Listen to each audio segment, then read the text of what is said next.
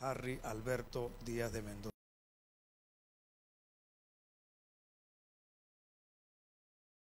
Nosotros tenemos que indicar que pareciera que existiera una confusión en cuanto al manejo de lo que es el tema probatorio en el sistema adversarial. Y decimos esto porque se da la situación que cuando se está en un sistema adversarial, en la primera fase, es decir, en la fase de investigación, lo que se dan son datos de prueba. Y esos datos de pruebas no son otra cosa que medios de convicción que tienen que ser desahogados ante un juez, que se advierte que sean esos datos idóneos y que sean pertinentes también, para fin de que se puedan establecer la existencia de hechos y la probable vinculación o participación de la persona que está siendo imputada. Pero yo creo que la confusión se da que este proceso no germinó en el sistema adversarial, magistrado. Es que este caso nace en el sistema inquisitivo. Y como nace en el sistema inquisitivo y fue trasladado al sistema adversarial, entonces se produce una confusión en cuanto a qué normas y qué principios aplicar. Yo estoy claro de que nosotros nos estamos rigiendo bajo los parámetros del sistema adversarial. Eso no me cabe a mí la menor duda. Aun cuando no haya sometido a actos de control esos datos o esos elementos de convicción, para mí no hay la menor duda de que nacimos, en este caso, en un sistema adversarial. Siendo así, entonces, lo que hay que establecer es cómo se maneja un proceso adversarial que nace en el sistema inquisitivo. Y es ahí entonces en donde yo considero que existe serias y profundas dudas y abismos en cuanto a la interpretación y aplicación de la ley. Pero entonces nosotros, frente a ese panorama, tenemos que buscar refugio, como dice justamente la Constitución y la ley, en la Constitución y los tratados internacionales como primera escala, luego en las normas rectoras que rigen la interpretación y aplicación de la ley procesal, y que son esos principios contenidos al inicio del Código Procesal Penal. Pero estos datos de prueba de que tanto se refiere la Fiscalía nunca fueron desahogados ante un juez, nunca fueron llevados ante ese acto de control, porque ese desahogo lo que busca es ejercer actos de control. Y es por eso que el artículo 276 del Código Procesal Penal dice en sus 3 últimas líneas, cuando se refiere a la investigación de los delitos, ya sea promovidos de oficio o por querella,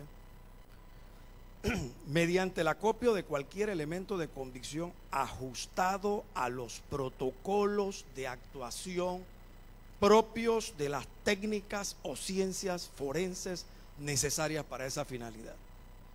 Quiere decir entonces que cuando se está ante un sistema adversarial y donde se debe tutelar las garantías de Ricardo Martinelli Berrocal, debemos darle entonces ejecución a esas disposiciones. De otra forma, entonces no estaríamos tutelando sus derechos.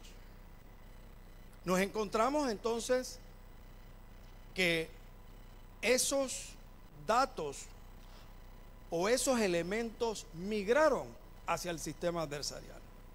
Y cuando migran hacia el sistema adversarial, el fiscal los adopta como propios. Y dentro de esa adopción judicial, crea entonces un choque entre cómo se maneja una prueba en un sistema y en otro. Y decimos esto porque en el sistema inquisitivo la prueba se maneja bajo el principio de la permanencia. El principio de permanencia de la prueba es de que el fiscal...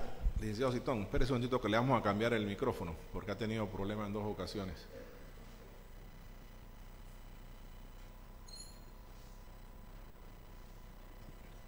Muchas gracias. Adelante.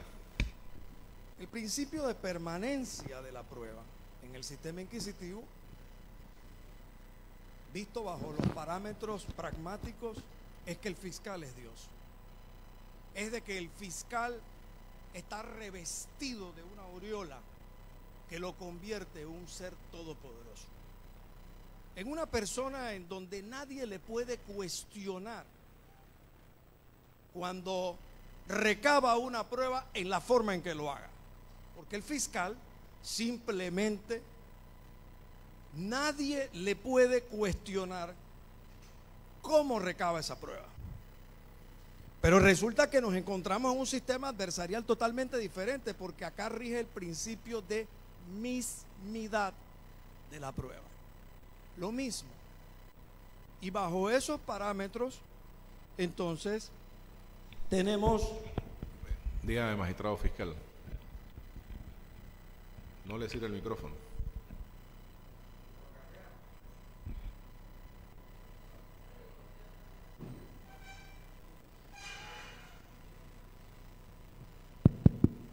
Magistrado de garantías, esto parece un juicio oral. Yo nada más quiero recordar que a nosotros como fiscalía se nos permitió hacer, digamos, una especie de réplica en puntos como fueron los 7 cuadernillos y el tema del testigo protegido. Más nada. Nosotros no entramos a objetar o a revisar las pruebas que la defensa había presentado. Y ahora parece que la defensa pretende hacer alegatos de juicio oral con cada una de las pruebas. Ellos se deben someter conciso a decir lo que van a decir, porque puede ser que nos quedemos 10 horas aquí escuchando una perorata de lo que ya hemos escuchado anteriormente. Por eso yo le pido al magistrado de garantía que le diga a la defensa que se someta a lo que debe hacer, puntual. Eso es todo, magistrado, gracias. Sí, sí. Licenciado Citón, ¿es posible que acortemos el discurso y que vayamos, como dice el magistrado fiscal, a las 3 pruebas periciales para poder dar la palabra después al licenciado Carrillo? Por favor. Sí, magistrado, si lo desean, yo tengo transcribo todas las audiencias y tengo la participación del fiscal, y para mí no era una perorata, independientemente de lo que él dijera en su réplica. Yo respeté esa situación y yo espero que usted respete la mía. Entonces, hice esa introducción, magistrado, sobre el tema de los 2 sistemas, uno donde se recabó estos elementos de convicción y en el que nos encontramos, porque ahora nos encontramos frente a medios de prueba en un sistema que se maneja bajo el principio de mismidad. Y esos datos dentro de los medios de prueba que nosotros le hemos ofrecido y que obviamente estamos replicando, porque hay unas objeciones que ya voy inmediatamente a decirle los puntos en donde la asistente del fiscal, no el fiscal, la asistente del fiscal se refirió. Esos medios de prueba son todos los datos y todos los elementos admitidos en derecho que pueden tomarse pues en consideración para probar y fundamentar, así como para negar la falsedad de los hechos, porque el proceso está cimentado en hechos, evidencias y la valoración que se da en su momento. Frente a esa situación, lo que hay que ver es qué tipo de evidencia y de pruebas queremos nosotros, dentro de la hipótesis de la defensa, presentarle a los magistrados que van a componer ese tribunal de juicio. ¿Y cómo no va a ser relevante presentarles una pericia en cuanto al manejo informático de la evidencia, magistrado, si el 70% de la discusión gira en torno a hechos extraídos de dispositivos informáticos o digitales? Cuando estamos hablando de metadatos extraídos de los ficheros, cuando estamos hablando de la memoria más volátil que existe, que es la memoria RAM, cuando estamos hablando de la memoria ROM. Entonces, esta es una situación en donde el abogado que ejerce la defensa tiene que buscar apoyo en los peritos informáticos. La Fiscalía, en el minuto 33:26, el día de ayer, dice que la prueba pericial de carácter informático es inconducente y es improcedente. Eso lo dijo en el minuto 36:22. Entonces, dice que esos elementos o esos indicios o esas evidencias acopiadas son del Ministerio Público.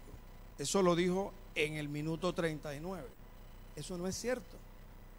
Los elementos de convicción, una vez son traídos en esta fase, no le pertenecen al Ministerio Público, pertenecen a las partes, porque aquí, al fin de cuentas, lo que se busca es convencer a un magistrado o a varios magistrados que componen el tribunal de juicio. Entonces, dice la asistente del fiscal, el Código Procesal Penal, abro comillas, en ninguna de sus normas posibilita la práctica de un peritaje cuando la defensa no esté de acuerdo con los peritajes realizados por los miembros del Instituto de Medicina Legal y Ciencias Forenses. Esto, magistrado, no es cierto. Porque cuando nosotros acudimos al artículo 407 del Código Procesal Penal, solo leo lo que interesa. Cuando se habla de realizar investigación donde se requiere la expertise de una persona que maneja una técnica o una ciencia, en este caso una técnica, entonces hay que acudir a esas personas. Dice, en cualquier otro momento serán nombrados por el juez o tribunal a propuesta de parte. No solamente durante la investigación. Fíjese que el artículo 407, que habla sobre los peritajes, se refiere, el artículo 407, al inicio de esa disposición, a la etapa de investigación, pero cierra diciendo, en cualquier otro momento serán nombrados por el juez o tribunal a propuesta de las partes. La parte ha propuesto una pericia en donde dos personas que tienen altas calificaciones en esta rama las hemos invocado como peritos y a ellos se les ha suministrado todo lo que en soporte papel se nos ha dado por parte a cuentagotas de la Fiscalía. Entonces ellos, en base a ese soporte papel, han rendido un informe de carácter preliminar. Obviamente, ese peritaje realizado por ellos cumple con todo lo dispuesto en la normativa del artículo 411 del Código Procesal Penal, que establece cuál debe ser el contenido del informe pericial. y está estructurado con todo el rigor, porque esas personas que están fungiendo como peritos, como bien lo dice el documento por escrito donde se presentó la pericia y donde se invocó o se presentó ese medio de prueba a usted, magistrado, la Fiscalía no cuestiona los altos estándares y las calificaciones que tienen esas dos personas para fungir como peritos. Lo que indica es que son inconducentes y que son improcedentes. Si eso es así, entonces nosotros tenemos que indicar que no puede ser inconducente, porque sí conduce a un fin. Es que la prueba o el medio de prueba que se invoca o que postulamos ante usted sí busca conducirnos a un fin, que es examinar lo que el fiscal nos ha entregado en soporte papel, pero también dentro de la misma moción que nosotros le estamos haciendo, dentro de ese derecho que tenemos al contradictorio, a la defensa y a la igualdad de armas, nosotros lo que le hemos pedido es que se le permita a esos peritos que puedan recurrir, como ellos mismos en su informe lo indican, a poder tener contacto con esa evidencia. Porque dentro de la normativa nacional,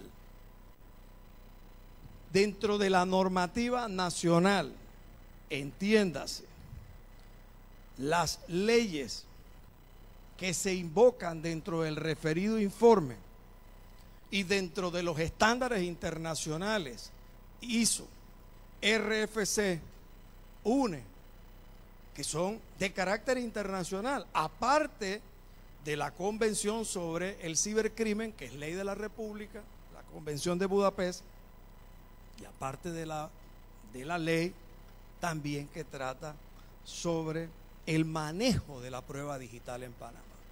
Y eso está establecido allí en el informe que rindieron. Entonces tenemos normativa local e internacional. ¿Y qué pasa? Que justamente los postulados o las normas rectoras del Código Procesal Penal indican que se debe respetar todos los convenios y tratados internacionales y todos esos estándares que lo que buscan a fin de cuentas es ilustrar a los jueces antes de tomar una decisión. Entonces, si el objetivo de la prueba es todo aquello que puede ser probado, lo que busca la defensa es que se le dé las mismas oportunidades que tiene la Fiscalía. Nosotros no pedimos más. Si la Fiscalía se muestra inconforme porque nosotros cuestionamos e invocamos que los protocolos y los procedimientos no se ajustaron conforme a derecho, ese es un debate que lo vamos a tener en la fase de juicio. Nosotros ahora mismo solamente estamos ofertando, postulando esos medios de prueba para transitar a la siguiente fase, pero transitar en igualdad de condiciones, no en desigualdad. Y se necesita un perito.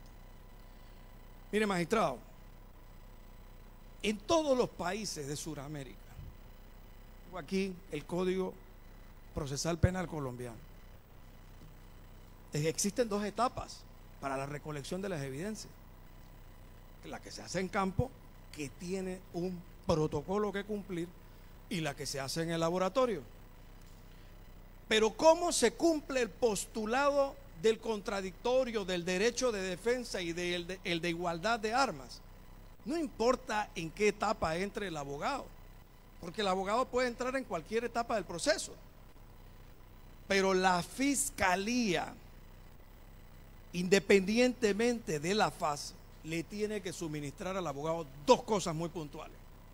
La primera, un acta de laboratorio de informática del Instituto de Ciencias de Colombia, en este caso sería el Instituto de Medicina Legal y Ciencias Forenses, para que ellos en esa acta le revelen cuáles fueron los procedimientos y los protocolos que se cumplieron al momento de hacer la fijación, la preservación, la extracción de los datos. Entonces, a nosotros al día de hoy eso no se nos ha brindado. A nosotros no se nos ha dado una copia espejo. A los abogados en Colombia y en todos los países de Sudamérica, para que ejerzan su derecho de defensa, se les entrega una copia espejo, porque nunca se trabaja sobre el soporte original, se trabaja sobre la copia espejo o sobre el clon. Pero nosotros, al no dársenos absolutamente nada, simplemente hemos podido avanzar muy poco, pero solo con el soporte papel. Entonces no se nos puede cuestionar que los peritos han examinado y han rendido un informe de carácter preliminar que, como bien lo dice el informe, piden tener esa acta en donde se hizo la preservación, fijación, extracción de esos datos para saber exactamente cómo se hicieron. Ese es el derecho que tenemos nosotros a conocer cómo se manejó la evidencia. Nosotros entonces, magistrado, estamos indicando de que no es, como indica la asistente del fiscal, inconducente este medio de prueba que estamos postulando, porque sí conduce a un fin. Porque si los hechos sobre los cuales la acusación se funda tienen que ver 70% sobre temas de dispositivos electrónicos, entonces nosotros tenemos todo el derecho a exigir que se nos indique quién lo hizo, cómo lo hizo y cuándo lo hizo. Estas son las cosas, por supuesto, a las que nosotros reclamamos. Y cuando se dice que es impertinente, ¿cómo va a ser impertinente un medio de prueba de esta naturaleza si para que sea impertinente no tiene que guardar relación con los hechos? Pero si la acusación se refiere a hechos de carácter cibernético, entonces es pertinente y es conducente, porque sí conduce a un fin. Al fin y al cabo, los magistrados, que son los que van a conocer en la siguiente fase de juicio sobre la culpabilidad o inocencia de Ricardo Martinelli, son los que tienen que tomar esa prueba, tener contacto con ella, porque nosotros lo que vamos a hacer es recrearla solamente la vamos a recrear, y serán los magistrados los que podrán tomar su decisión de manera libre, en base a la sana crítica, como lo dice la ley. Dice la Fiscalía lo siguiente, minuto 39:58, abro comillas: es temerario a nuestro criterio que la defensa quiera accesar. Yo corrijo, ese verbo no existe. La palabra correcta es acceder. Es temerario a nuestro criterio que la defensa quiera acceder. Esa la palabra la pongo yo. En este momento, a la fuente de las pruebas y colocarlas en las manos de terceras personas. Magistrados, nosotros no queremos colocar ningún dispositivo en manos de terceras personas. Lo que se ha solicitado dentro de los medios de prueba que se han postulado ante usted es de que queremos ver un acta. ¿Cómo se realizó? ¿Cuándo se realizó? ¿Quién lo hizo? ¿Bajo qué condiciones? ¿Cómo se recibió? Porque cuando se levanta esa acta en el laboratorio o en el Instituto de Medicina Legal y Ciencias Forenses, naturalmente eso viene de algún lugar, y entonces en esa acta todo eso debe estar consignado. Y nosotros lo que estamos solicitando son clones o copias de espejos, no los mismos dispositivos, para los peritos, para que puedan entonces los peritos culminar ese ejercicio que va a terminar con la construcción de ese peritaje, que es el que nos va a permitir articular una defensa de manera consona. Es que nosotros no podemos hacerlo de otra forma.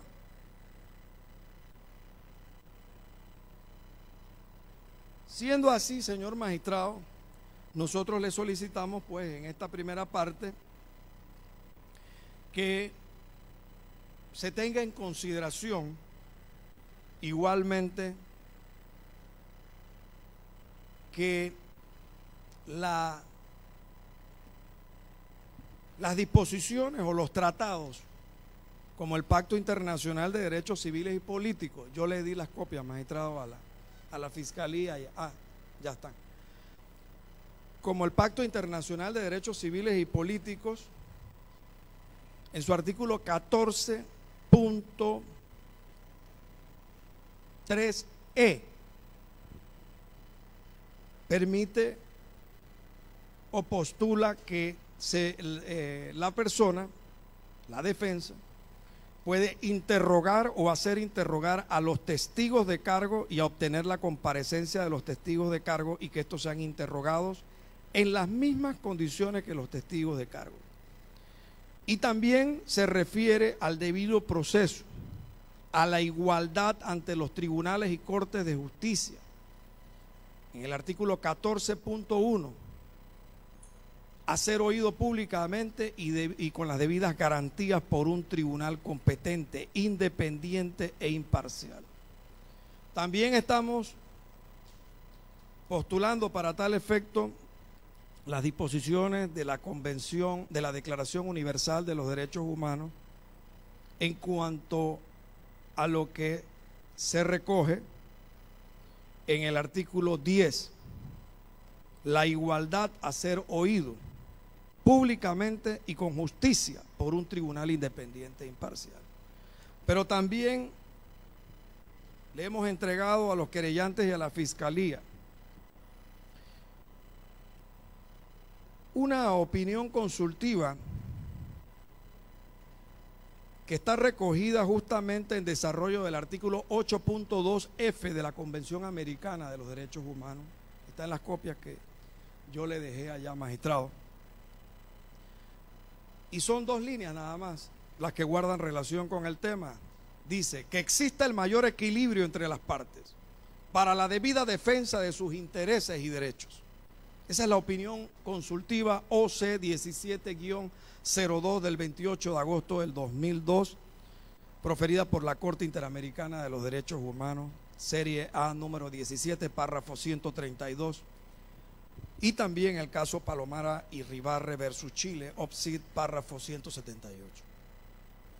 Entonces, dentro de esa misma jurisprudencia está que la Corte Interamericana de los Derechos Humanos hizo suyo la jurisprudencia europea en el caso Barberá, Msg y Jabardo versus España y Bonisch versus Austria, donde dijo, abro comillas, dentro de las prerrogativas que deben concederse a quienes hayan sido acusados está la de examinar los testigos en su contra y a su favor, bajo las mismas condiciones que el Estado, entiéndase el fiscal, con el objeto de ejercer su defensa. Magistrado, yo concluyo esta fase solicitándole que se nos admita este medio de prueba que hemos postulado en el tema informático, porque es piedra angular en la defensa. En la hipótesis de la defensa, porque la hipótesis de la defensa, como bien lo han visto dentro de el avance preliminar del peritazgo, no se siguieron los protocolos ni los procedimientos de las normas locales e internacionales que rigen la materia. Y esto es importante entonces para la hipótesis. Para la hipótesis de la defensa es necesario la prueba informática. Necesaria, es piedra angular justamente. Y es por eso que necesitamos que en esa igualdad de armas, en esa confrontación y en esa contradicción dialéctica se nos permita ejercer justamente este derecho que nosotros reclamamos, señor magistrado, porque de otra manera vamos a llegar entonces a una fase de juicio sin poder nosotros ejecutar nuestra debida defensa de una forma profesional. Aquí hay una situación muy particular, magistrado. A los abogados en Sudamérica se le entrega el acta y se le entrega la copia espejo de todos los dispositivos digitales que guardan relación con los datos de prueba en la fase de investigación al momento en que se imputa. Pero es que aquí no hubo imputación. Y si no hubo imputación y en la fase intermedia tampoco me vas a permitir a mí que yo postule ese medio de prueba, entonces firmemos la condena. Firmemos la condena. Porque entonces no tengo pruebas con qué defenderme. Y lo único que estamos pidiendo es que personas altamente calificadas examinen las evidencias y los datos digitales, en este caso los peritos, porque es que alguien señaló de que por ser funcionarios públicos están revestidos de esa aureola donde vienen caminando entre las nubes. No, señor, yo tengo derecho a cuestionar quién, cómo, cuándo y dónde practicó esa diligencia y si se ciñó o no a los procedimientos y los protocolos y los estándares. De eso se trata este ejercicio adversarial, no se trata de otra cosa. Al final son sus pares, señor magistrado, los que van a tener la oportunidad de saber quién dentro de sus hipótesis, en este caso la de la defensa, que no es ni parecida a la de la fiscalía, por supuesto, de eso se trata, le ofreció los medios de prueba para convencerlo de la veracidad en el caso de la fiscalía o de la falsedad en el caso de la defensa de lo que estamos invocando. Y bajo esos parámetros entonces pido, magistrado, se nos permita construir un medio de prueba que vaya a la par del que está ejecutando la fiscalía. Ir a un partido legal en las mismas condiciones, jugando con los mismos jugadores y en las mismas y con las mismas reglas. De lo contrario, entonces es cualquier otra cosa, pero no será un juicio justo. Y eso es lo que nosotros ante usted reclamamos. Muchas gracias, magistrado. Gracias, magistrado. En realidad, en algún breves minutos termino con lo de la acusación autónoma. Perdón, sí, no. La de la acusación autónoma de las pruebas periciales ya usted había arrancado. Termínela, por favor. Sí. Magistrado, en el tema de la acusación autónoma, como le indiqué, cuando justamente suspendió, uno de los reparos que hizo el licenciado David Cuevas, fue específicamente el artículo 403 del Código Procesal Penal, y él indicaba que se habla del tema de los informes periciales y decía en la hora con 25 minutos y 31 segundos que los peritos deben de rendir su informe oralmente. En efecto, las pruebas que el postulante ofrece como medio de prueba es para que oralmente, y así también se indica dentro del informe pericial que se presentó. Aquí no se va a practicar oralidad de ninguna prueba. Aquí lo que se va es a ofrecer esos medios de prueba para que transiten a la siguiente fase. Entonces, en la hora con 29 minutos, indicó el licenciado David Cuevas, abogado de la acusación autónoma, que nuevamente la defensa insiste en cuestionar la integridad de los funcionarios, en este caso del IMELF y del Ministerio Público. Lo interesante es, magistrado, que el sistema adversarial permite precisamente cuestionar el cómo, el cuándo y el por qué se practicó una experticia. Y dentro de las técnicas, justamente, del análisis forense que se hace en los elementos o en los dispositivos informáticos, en ese análisis forense se tiene que identificar, preservar, analizar y presentar las evidencias de una forma legal y aceptable. De eso se trata una experticia en el derecho informático, en el análisis de la evidencia. Y si yo tengo justamente que preservar, analizar, identificar y presentar y salvaguardar la integridad de esos elementos y de esos dispositivos, naturalmente que la defensa está en todo su derecho de cuestionar esos procedimientos y esos protocolos. Dicho sea de paso, dentro de lo que es el manual de cadena de custodia que tiene el IMELF, el del año 2012, igual el del 2015, se señala obviamente de que tienen que concurrir ciertos parámetros y ciertas técnicas que tienen que ser aplicadas respetando los derechos humanos. Entonces yo creo que sobre esto y además las disposiciones legales que ya se han advertido dentro de la postulación que se hace de este medio de prueba, es más que suficiente para que nosotros entonces estemos en desacuerdo con el señalamiento del acusador autónomo de que este medio de prueba que estamos invocando, este peritaje informático, es impertinente. Y no es impertinente porque resulta ser que sí guarda relación con los hechos controvertidos. Entonces, si nosotros ofrecemos una prueba o una evidencia o un elemento, tiene que ir acorde y conectado a los hechos de la acusación del fiscal. Entonces, ese dicho o esa manifestación de que es impertinente no es correcta. En la hora con 29 minutos y 50 segundos, dice el acusador, la defensa pretende a través de una nueva... ¿Esa es de la audiencia de ayer? Sí. Ok. Sí, estamos con lo que dijo el licenciado David Cuevas, acusador autónomo. Todas las referencias a minutos y horas es en la audiencia de ayer. Correcto. Ok, muchas gracias. Correcto.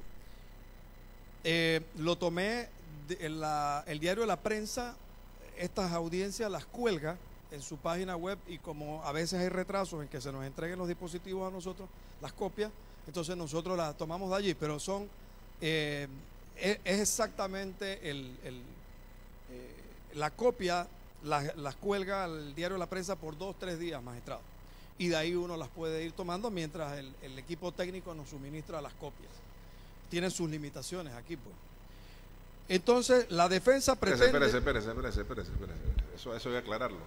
Es que yo estoy preguntándole y no hay limitaciones como de días. Quizás no se la pueda entregar a las 6 de la tarde en ese mismo momento, pero al día siguiente de seguro que sí. Y se entregan, me está diciendo que se entregan las copias. Magistrado, para aclarar, porque la audiencia era a las 2 de la tarde hoy, y me indica el licenciado Cantes, que es el que se ocupa de gestionar siempre ante Secretaría esa solicitud para que se lo entreguen a través del equipo técnico, que no es tan rápido. O sea, entonces nosotros los abogados tenemos que suplir tomándolo de los medios de comunicación que lo cuelgan íntegramente, lo que se está pasando aquí lo cuelgan en sus páginas web. Así que no hay por ese lado ninguna diferencia. ¿Cómo? Porque son audios y videos. Me dice el señor que los videos se entregan al día siguiente a las 9:30. No estaba listo, me está indicando el licenciado Gantes. ¿Estaba listo o no estaba listo?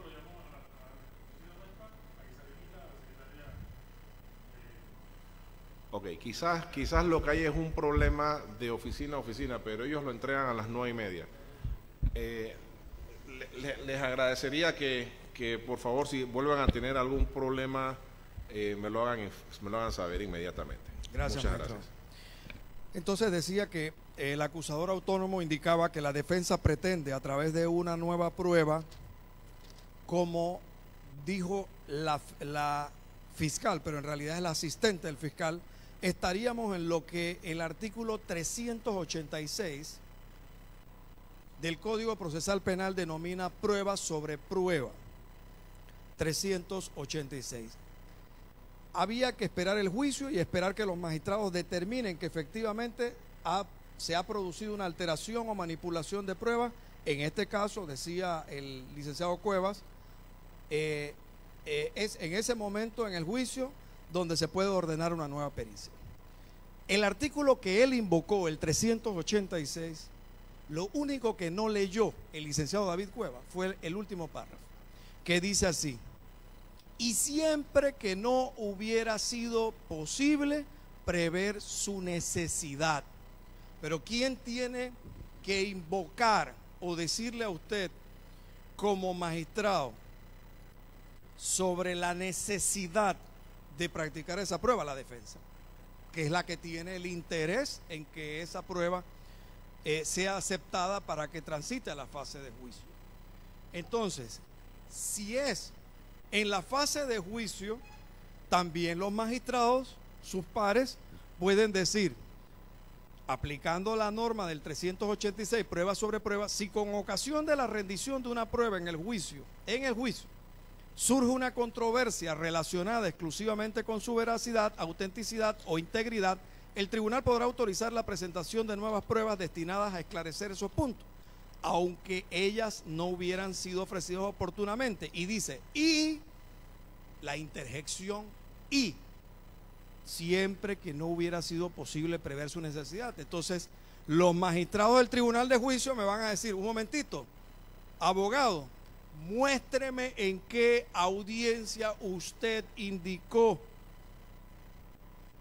que no había sido posible prever su necesidad. Yo, naturalmente, buscaría esta audiencia para decirle a los magistrados de juicio si ese es el querer de que la prueba sobre prueba se tiene que dar porque nosotros indicamos en su debido momento y aludimos a la necesidad de la misma. Con esto entonces nosotros concluimos con el acusador autónomo en la persona del licenciado David Cuevas, que fue la persona que habló ayer, pero a diferencia de la fiscalía, él sí hizo objeción, magistrado, sobre la prueba del informe contable forense. La fiscalía no lo objeta, el acusador autónomo sí lo objeta. Pero aquí le quiero señalar algo, magistrado, que fue muy grave. Aquí hubo un acto de perfidia por parte del acusador autónomo, el licenciado David Cuevas, que fue la persona que hizo su exposición. Y lo sostengo, magistrado, con la acusación autónoma y acción resarcitoria que tengo en mis manos. Porque el licenciado David Cuevas no podía presentar ninguna objeción sobre la prueba del informe contable forense, que no fue objetado por la fiscalía, en función de que los peritos de la Contraloría General de la República rindieron un respectivo informe.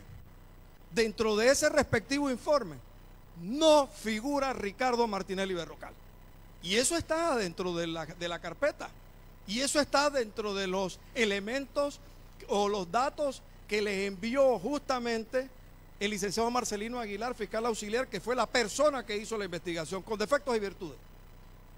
Entonces, ¿cómo es posible que un acusador autónomo se pare frente a usted a estas alturas, donde estamos ya, mejor dicho, llegando a la meta para culminar esta fase, y simplemente le diga a usted que él objeta una prueba de informe contable cuando los delitos por los cuales él presentó acusación autónoma no se encuentran en los delitos contra la administración pública? Entonces, por eso es que yo señalo de que hay un acto de perfidia, porque no es posible que a estas alturas a usted se le engañe de esa manera. No es posible. Y yo sí pido, es la primera vez que lo voy a hacer desde que estamos convocados en esta audiencia, yo sí voy a pedir una amonestación verbal para el acusador autónomo, magistrado, porque no es posible. Porque incluso usted ayer, todavía cuando hablaba el licenciado David Cuevas, usted le hacía preguntas al respecto sobre estas objeciones y él nunca le hizo el reparo. Yo en mi acusación, yo no incluí el delito contra la administración pública, por tanto, no tengo nada que oponerme a una prueba sobre informe contable forense, que lo que busca la Fiscalía es sustentar su teoría del caso en base a 4 delitos, dos delitos por delitos contra la administración pública. Pero ese no es el caso del acusador autónomo. El acusador autónomo solamente va por 2 delitos. Entonces, no tiene ni hace sentido esta situación, magistrado. Por tanto, es totalmente fuera de lugar y pérfida la actuación que se dio aquí en esta sala. Muchas gracias. El licenciado Carrillo pues hará las siguientes observaciones.